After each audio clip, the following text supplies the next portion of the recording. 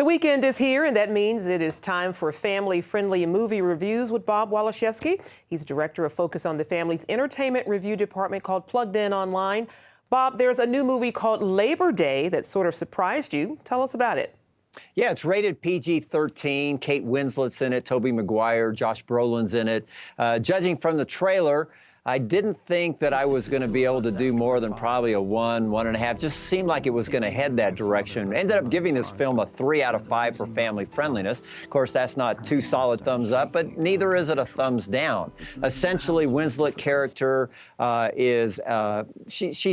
has a bit of a social anxiety disorder. She's afraid to go out in public. She's gone through a nasty divorce, but she has a very close relationship with her 13-year-old son. One day while out in public shopping, something she doesn't like to do, a man comes up to her son.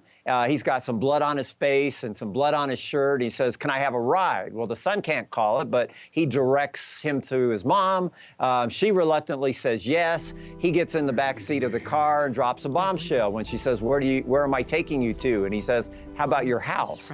Well, she reluctantly drives him there, and when they go through the door, he drops another bombshell. He says, "I just escaped from prison and I need a place to hide out. Can I stay here?" It doesn't have anything explicit in the film, but I would say it has a simmering sensuality, and that's the reason it gets a 3 out of 5. Well, for those looking for a film they could see as a whole family, is there anything out there with potential?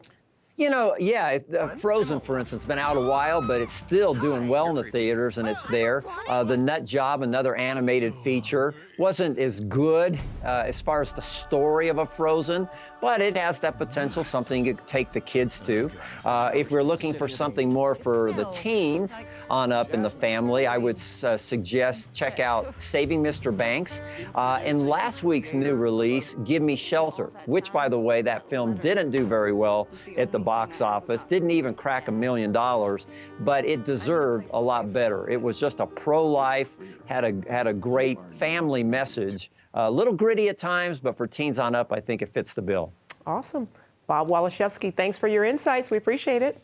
You bet.